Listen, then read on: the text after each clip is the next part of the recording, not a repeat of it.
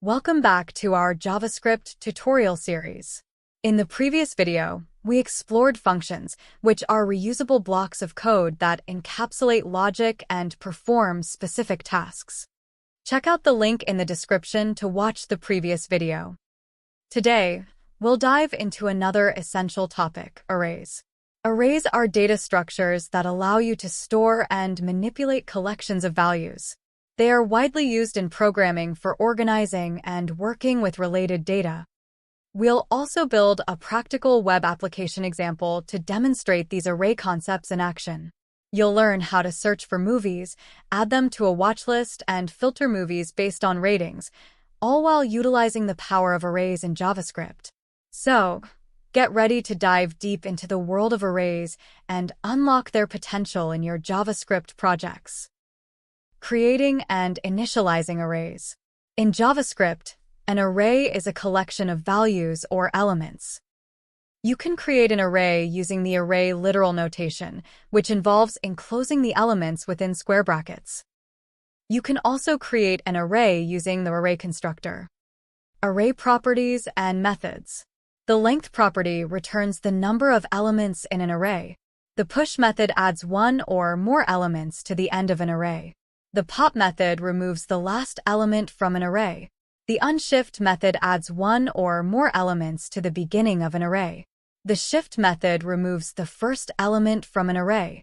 The concat method merges two or more arrays and returns a new array. The slice method returns a shallow copy of a portion of an array. The splice method can add or remove elements from an array. The indexOf method returns the first index at which a given element is found in the array, or -1 if it's not present. The lastIndexOf method returns the last index at which a given element is found in the array, or -1 if it's not present. The forEach method executes a provided function once for each element of the array. The map method creates a new array with the results of calling a provided function on every element of the array. The filter method creates a new array with all elements that pass the test implemented by the provided function. The reduce method applies a function against an accumulator and each element of the array to reduce it to a single value. Array destructuring. Array destructuring is a way to unpack values from an array into distinct variables.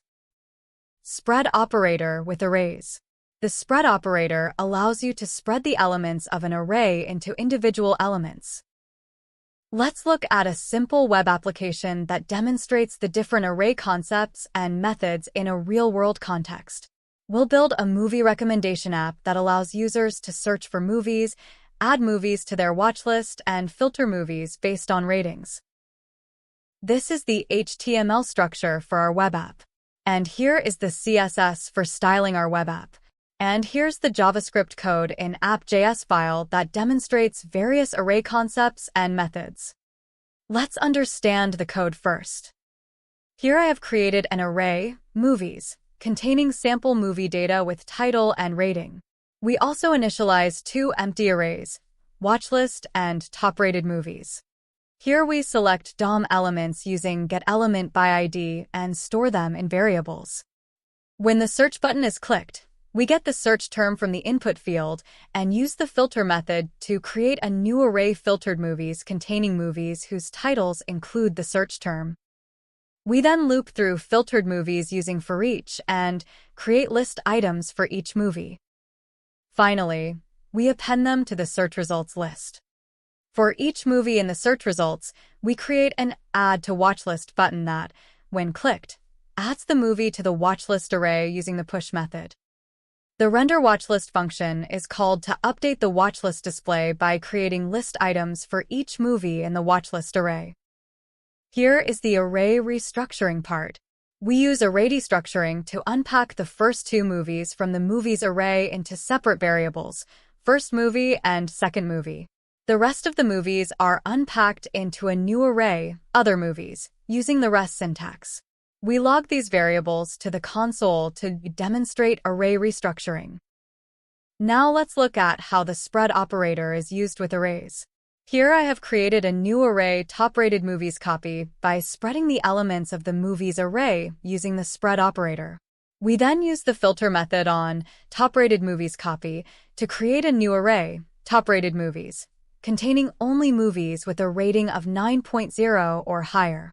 We loop through top-rated movies using forEach and create list items for each movie, appending them to the top-rated movies list. Let's test our web application now.